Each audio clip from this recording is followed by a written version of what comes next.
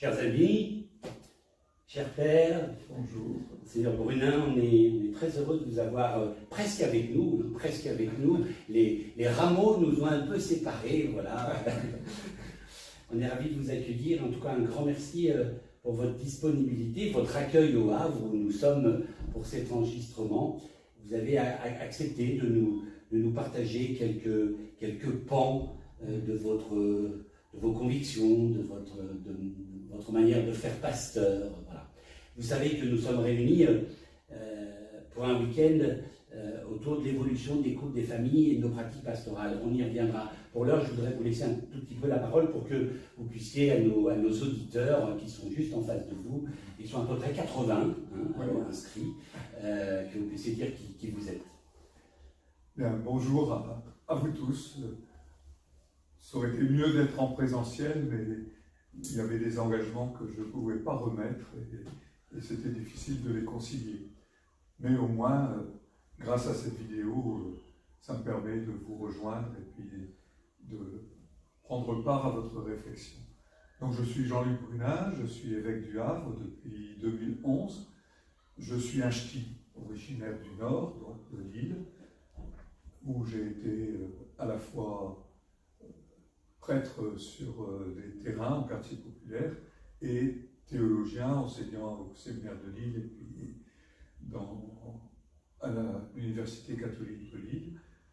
En 1995, j'ai été supérieur du séminaire de Lille pour la formation des prêtres Lille-Arras-Cambrai. En 2000, j'ai été nommé évêque auxiliaire, toujours du diocèse de Lille.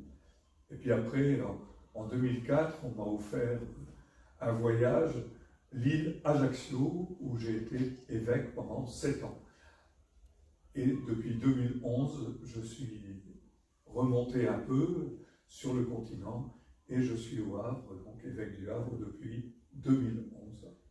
Voilà, en gros, dans la conférence des évêques de France, j'ai eu diverses responsabilités.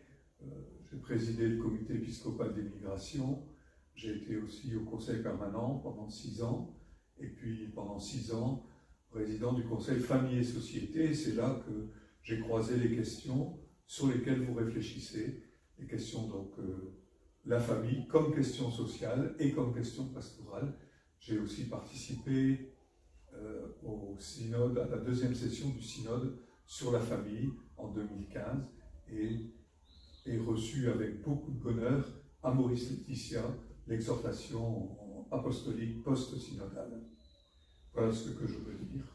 Bonheur partagé, bonheur partagé. Pour ce qui est des origines de ch'ti, je confirme que le café d'accueil était un café du Nord et que les frites de ce midi étaient délicieuses. Père, donc vous le savez, en vous écoutant, je regardais le tract de notre invitation, évolution des couples, des familles et de nos pratiques pastorales.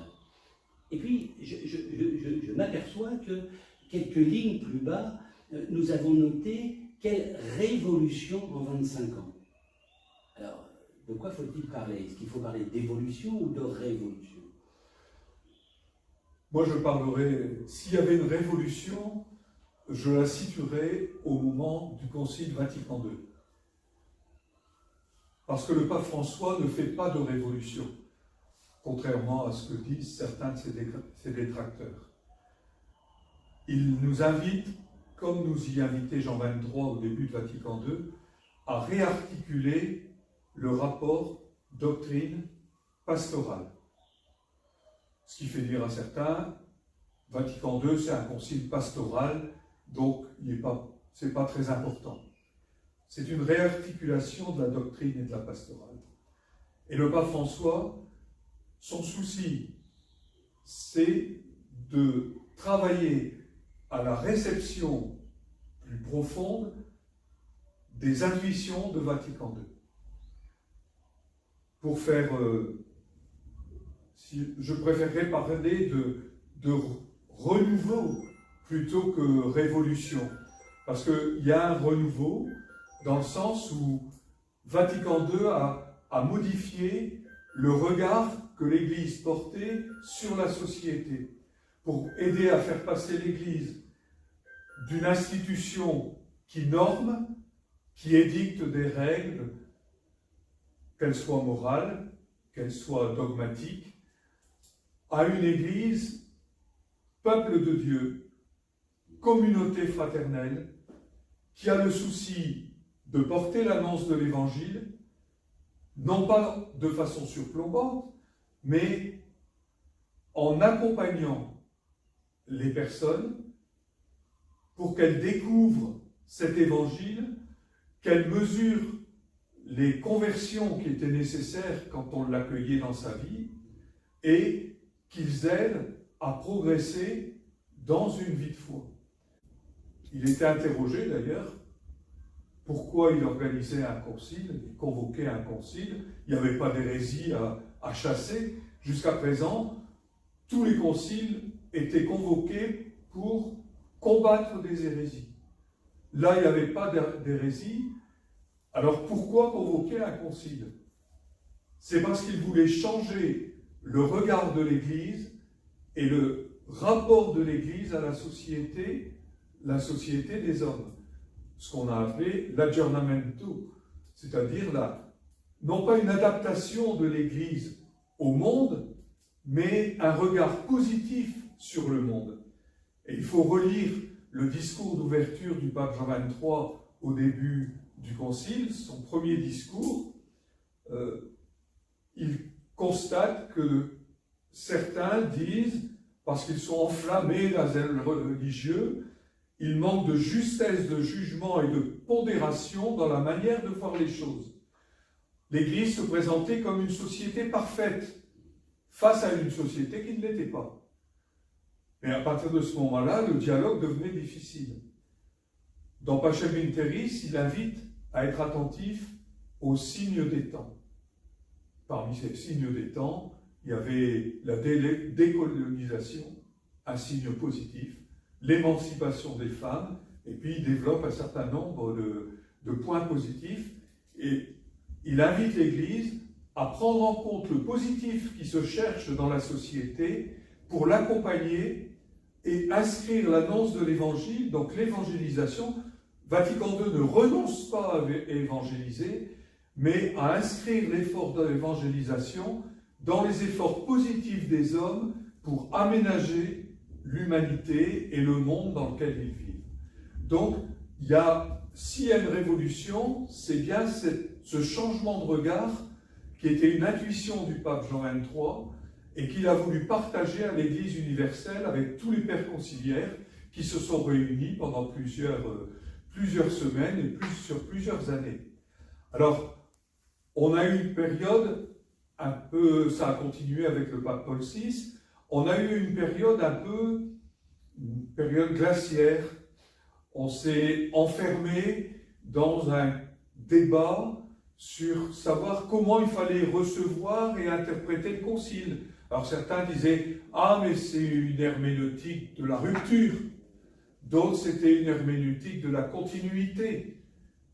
Mais finalement, ça nous a dispensé de recevoir vraiment le Concile Vatican II. Et un des premiers textes du pape François, La joie de l'Évangile, ça a été de dire le Concile, on le reçoit et on le met en œuvre. Et il présentait ça comme le discours programmatique, en disant l'Évangile, c'est une bonne nouvelle qu'on doit annoncer.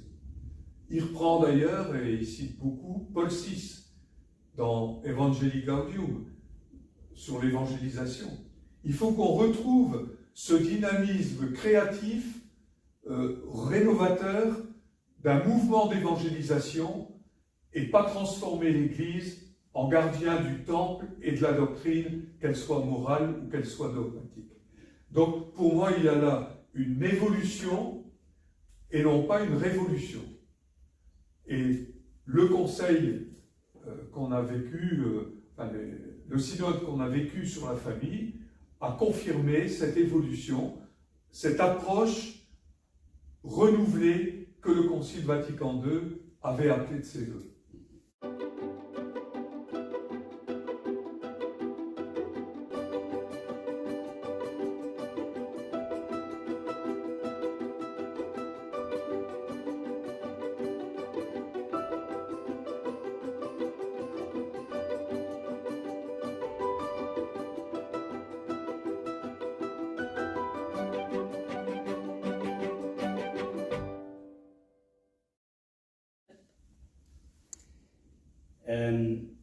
Doctrine, pastorale, on aura l'occasion probablement de revenir sur la manière de conjuguer les deux en même temps et non pas de les opposer, en aucun cas, si j'ai bien compris. Une question, c'est comment finalement toute cette évolution, notamment concernant la famille, les familles, parce que je crois qu'aujourd'hui il serait plus juste de parler des familles plutôt que de la famille. Hein, certains auteurs, dont vous, je crois, évoquaient facilement le concept de faire famille. Comment finalement ces évolutions viennent toucher, j'allais même presque dire, impacter la pastorale des familles. Je pense bien entendu aux familles séparées, divorcées, recomposées, nouvelles unions, non mariées ou habitats séparés. En quoi sommes-nous impactés et à quoi devons-nous, sur quoi devons-nous travailler notre regard peut-être de conversion, ou en tout cas au moins d'accueil, d'accompagnement, de discernement et d'intégration. Effectivement, je suis de ceux qui défendent le concept de pastorale des familles. Ce qu'on constatait, c'est qu'il y a des modèles de familles différents. Et des gens s'adressent à l'Église en étant dans des situations familiales diverses telles que vous venez d'évoquer. L'Église, bien sûr qu'elle a des repères, elle n'est pas sans repères qui lui viennent de l'Évangile et de la tradition chrétienne sur ce qu'est la famille, ce qu'est le mariage, fondement de la famille, et on y tient et ça reste valable. D'un point de vue doctrinal, on ne remet pas ça en cause. Mais c'est là qu'il faut articuler doctrine et pastorale, c'est que comment faire avec des gens qui s'adressent à l'Église et qui ne vivent pas une situation familiale qui est dans la norme définie par la doctrine de l'Église. Est-ce qu'on dit aux gens, allez vous mettre en règle avec la norme et l'Église s'intéressera à vous à ce moment-là? Ou bien est-ce qu'on accueille les gens là où ils en sont et faire un bout de chemin avec eux? Dans Maurice Laetitia, il y a une formule que je trouve très riche et qui a été l'objet de débat pendant la deuxième session du synode sur la famille, c'est inviter l'Église à accompagner les personnes afin qu'elles découvrent peu à peu les exigences de l'Évangile et qu'elles puissent les intégrer dans un parcours de vie. Je pense qu'on a été trop longtemps dans une pastorale. Dire la pastorale de la famille suppose que l'Église n'est accueillante qu'à un modèle de famille qui correspond au modèle chrétien, qui n'est pas à évacuer, qui n'est pas disqualifié. Mais il y a des gens qui font effort pour faire famille dans des situations qu'ils n'ont pas toujours choisies, et l'Église, elle s'efforce de les accompagner pour que une vie de famille qui soit respectueuse des personnes qui la composent, qui permette à la cellule familiale, même si elle ne correspond pas au modèle dominant, de permettre à chacun de ses membres de s'épanouir, de trouver sa place et de s'intégrer autant dans la société que dans l'Église. Donc, dire une pastorale des familles, c'est dire l'ouverture à toute expérience de gens qui prétendent vivre et faire famille. Et ça, je crois que quand on regarde le Christ, il n'a pas été bardé de certitude sur un modèle d'être homme, mais il a rencontré au hasard des routes de Palestine, il a rencontré les gens, il les a rencontrés tels qu'ils étaient, les rejoignant dans leurs aspirations, et il n'a pas mis comme condition préalable qu'ils soient au top niveau de la morale ou de la doctrine. Ça veut donc dire que, selon vous, quelque part, cette manière de regarder les hommes et les femmes de ce temps, c'est comme ça que devrait se décliner la pastorale des familles. C'est-à-dire finalement, ce que vous nous proposez, c'est, si j'entends bien, c'est passer peut-être d'une théologie de l'idéal à une théologie de l'accompagnement. Tout à fait. Et dans l'accompagnement, on a, bien sûr, on a une référence. C'est pas du relativisme, c'est pas du n'importe quoi. L'Église sait quel est l'idéal que l'Évangile nous propose pour la famille. Mais les gens qui s'adressent à l'Église ou que l'Église rejoint, eh bien, elle se sent responsable d'accompagner les gens pour réussir leur expérience familiale dans la situation qui est la leur et qu'on n'a pas à juger parce que c'est les conditions de la vie, c'est des accidents de la vie, c'est des difficultés personnelles. Il n'y a pas eu un modèle qui serait préalable à l'accompagnement. Rejoindre, accompagner, discerner ce qui est à modifier, à réévaluer et intégrer. Aider à faire famille des gens qui ont envie de vivre cette expérience sans exclure ceux qu'on considère comme étant hors des clous.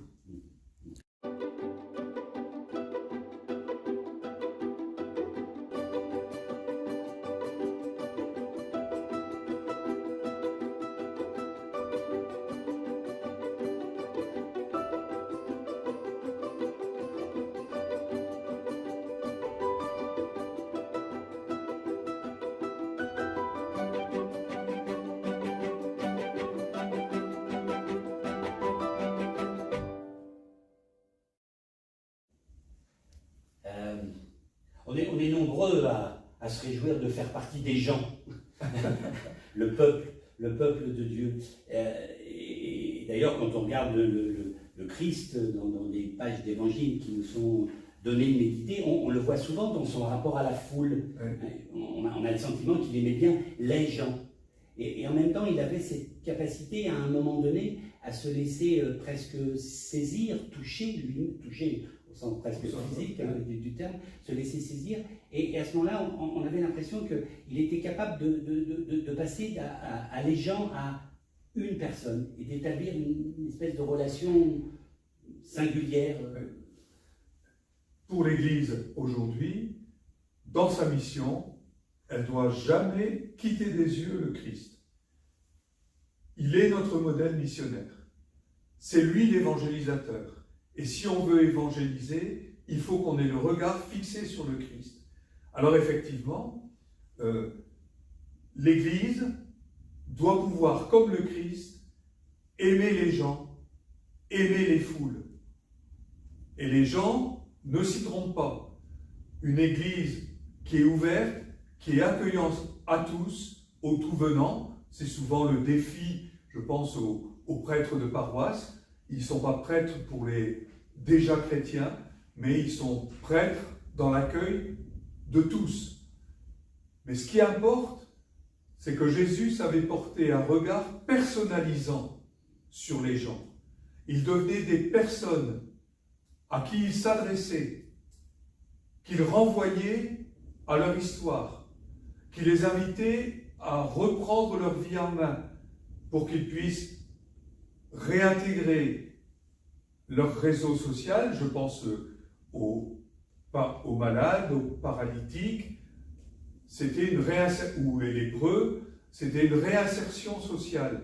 Mais ils y retournaient non pas comme un numéro anonyme d'une foule, mais comme quelqu'un. Et c'est ce rapport au Christ qui personnalisait l'individu qui s'était adressé à lui. Et je crois que l'Église a à vivre ça aujourd'hui. Être accueillante aux tout-venants, à tous les gens, sans poser des barrières à la rencontre, sans poser des conditions, mais à porter sur les personnes un regard qui les personnalisé et qui les renvoyait finalement à leur parcours de vie pour qu'ils puissent être accompagnés et accueillir l'Évangile comme une bonne nouvelle, mettre en contact avec le Christ aujourd'hui, c'est là la responsabilité de l'Église. Mais une Église qui resterait bardée de certitudes et de principes qui ferait obstacle à cette personnalisation des gens qu'on rencontre, ça ne serait pas fidèle à Jésus-Christ. Si je vous entends, vous êtes en train de tenter avec nous de décliner un pas vers une nouvelle théologie, en tout cas vers l'évolution d'une certaine théologie de l'Église. Oui, parce que la théologie, qu'elle soit la théologie sociale ou la théologie morale, elle ne peut pas s'élaborer dans des bureaux. Jésus n'a pas, je dis souvent, Jésus n'a pas fondé une école religieuse. Il n'a pas développé un discours de sagesse. Il n'a pas ouvert une nouvelle église ou un nouveau temple ou une nouvelle synagogue. Jésus est allé sur les routes de Palestine. Et au hasard de ces rencontres, il a rencontré des gens et le regard et le dialogue qu'il a engagé avec eux les a personnalisés, les a rendus à leur humanité, même parfois une humanité blessée, chahutée par la vie. Et chaque fois, c'était un regard de confiance, un regard d'espérance qui permettait à des hommes et des femmes de reprendre courage, de réévaluer leur façon de vivre et d'accueillir le message de confiance que Dieu lui portait. Et je crois que dans la théologie morale, il faut qu'on retrouve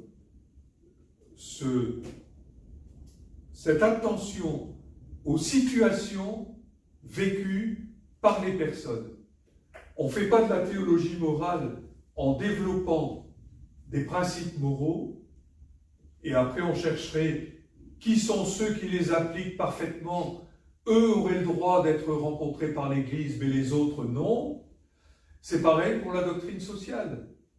L'Église, on parle de pensée sociale de l'Église, c'est-à-dire qu'il y a là aussi un rapport entre doctrine et pastorale. Il y a un compendium de la doctrine sociale de l'Église avec un certain nombre de repères.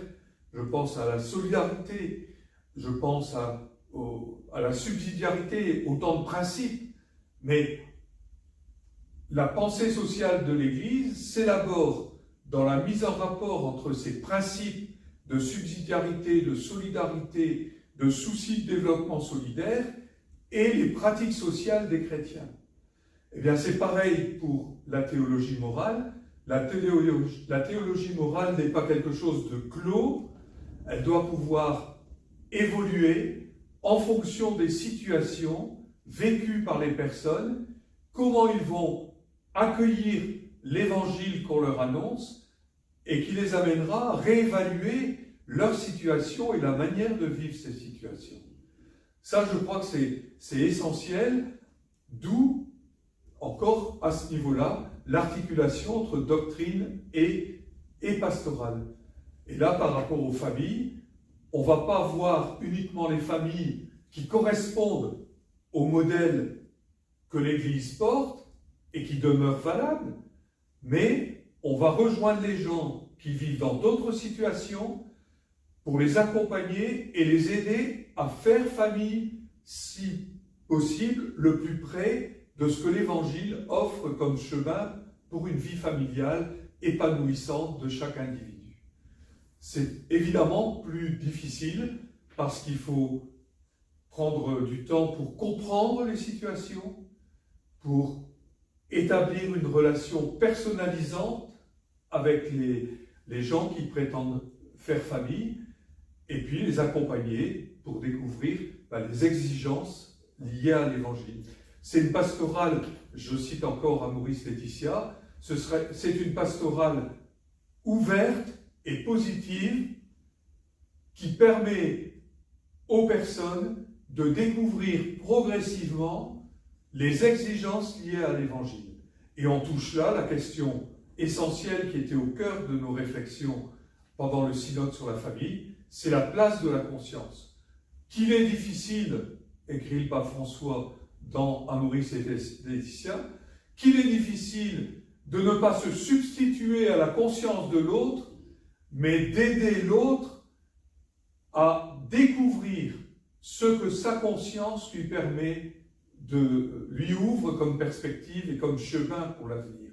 On est là appelé à éclairer les consciences, mais pas diriger les consciences. Et je crois que la question morale de la conscience et la réaffirmation que le Concile Vatican II avait fait, la conscience comme le sanctuaire de la personne humaine, c'est ce sanctuaire qu'il faut travailler, qu'il faut rejoindre, et c'est cela que Amoris Laetitia refait.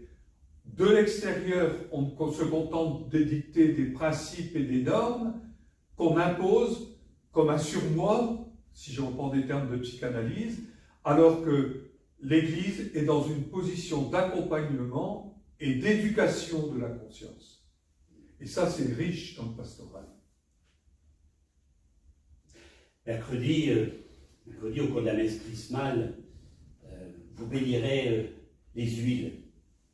Et je me dis, mais de quelle huile sainte aurait besoin notre Église pour aller décoincer certaines des articulations?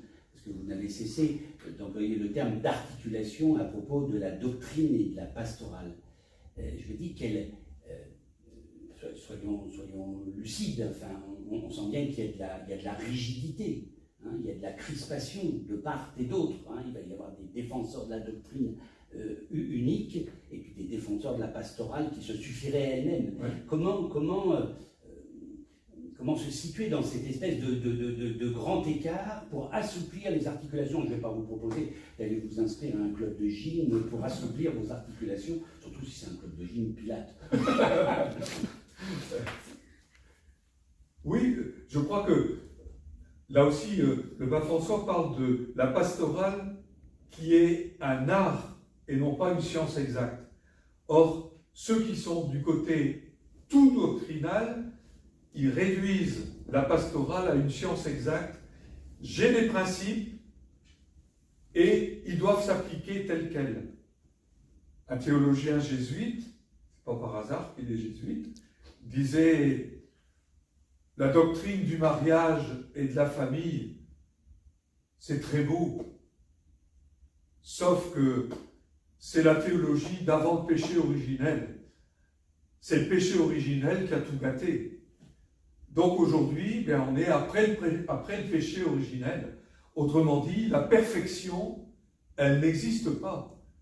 Et on est bien obligé d'osciller entre des repères qui nous viennent de la tradition, et en premier lieu de la révélation biblique, qu'on ne peut pas jeter aux orties, mais que serait une doctrine si elle n'était pas au service des personnes pour qu'elles puissent grandir en humanité et grandir dans la foi? Et c'est là que la pastorale est un art. C'est à la fois de s'appuyer sur des éléments de doctrine sûrs qu'on ne remet pas en cause, mais on accompagne des gens pour faire découvrir les richesses de cette tradition comme étant un chemin d'existence qui leur ouvre un chemin de croissance humaine et spirituelle, un chemin d'épanouissement pour aujourd'hui, puisque l'évangélisation, elle est quand même en vue du salut, et le salut, c'est la réalisation de l'homme, son bonheur, la plénitude de vie. Je suis venu pour que les hommes aient la vie en abondance. Et je ne crois pas que ce soit des principes qui suffisent pour faire grandir des gens dans la vie en abondance. C'est de mettre en rapport leur situation, qu'on n'a pas à juger, qui peut être, il y a des gens qui sont des cabossés de la vie, mais la mise en contact avec le Christ et son message peut ouvrir un chemin d'épanouissement et un chemin vers la vie, vers le bonheur. On n'évangélise pas pour gonfler les effectifs de l'Église, On n'évangélise pas pour sélectionner ceux qui sont dans les clous et ceux qui ne sont pas dans les clous. On évangélise tous, quels qu'ils soient, là où ils en sont, et on les accompagne sur un chemin qui doit être un chemin de bonheur. C'est ce que dit le pape François au début d'Evangelii Gaudium.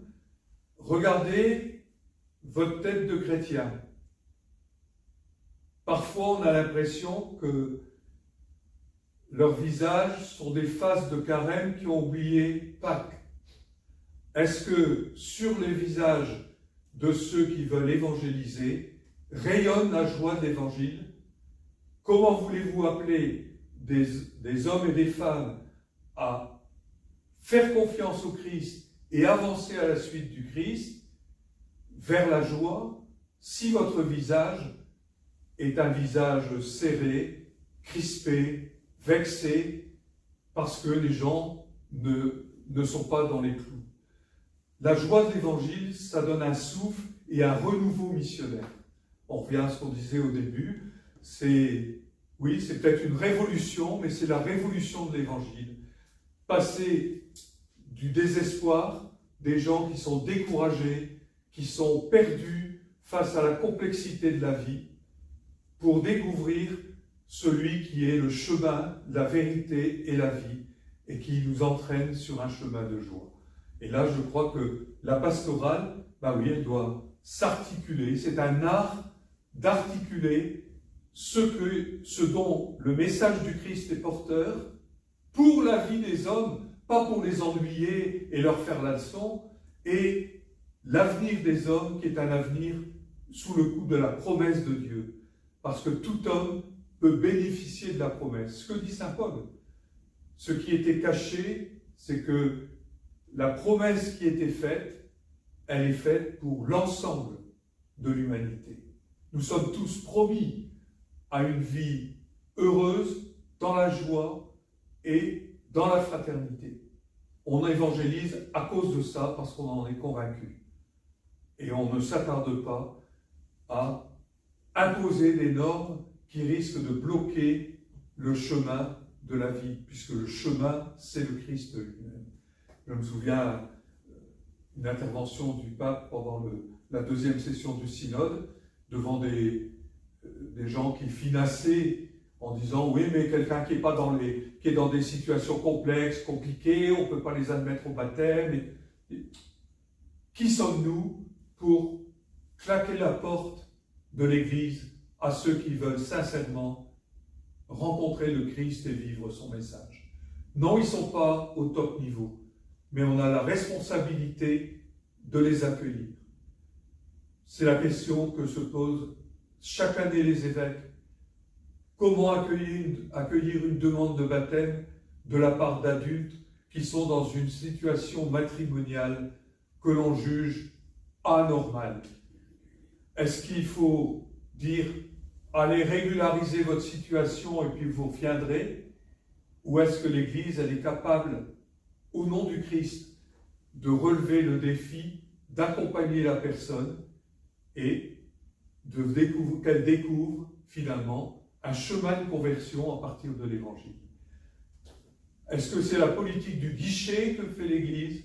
Vous n'êtes pas en règle, vous n'avez pas tous vos papiers, on ferme le guichet, vous reviendrez quand tout sera au point? Ou est-ce que c'est une pastorale d'ouverture positive, accueillante, qui accompagne sur un chemin qui prendra du temps peut-être, mais on ne renonce pas à accompagner?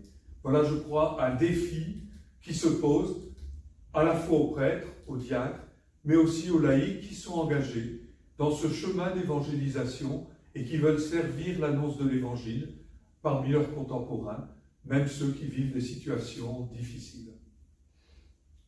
Pour citer à mon tour le pape François dans Maurice Laetitia, en vous entendant, je me disais que cela renforce son expression pour nous dire que l'Église n'est pas une douane et que nous avons à être des passeurs de la grâce. Voilà. Père Brunin, il me reste à vous dire un grand merci. Je ne sais pas si vous avez entendu, mais je crois avoir entendu plein de Amen dans les gens qui nous regardent. Je crois deviner déjà un certain nombre de sourires, de visages de joie, de visages de ressuscité que nous sommes déjà et que nous, sur ce chemin de Pâques vers lequel nous cheminons tous ensemble en ce dimanche des Rameaux. Merci infiniment pour le temps consacré, merci pour ces paroles d'ouverture qui font du bien à la tête et surtout qui font du bien à nos cœurs et qui de toute évidence vont sûrement ouvrir des débats, des questions à la suite de ce week-end et dans la conduite des pastorales, de la pastorale des familles qui nous ont été confiées. Merci surtout au pape François et merci bien sûr au Christ qui nous ouvre des chemins de liberté et de libération.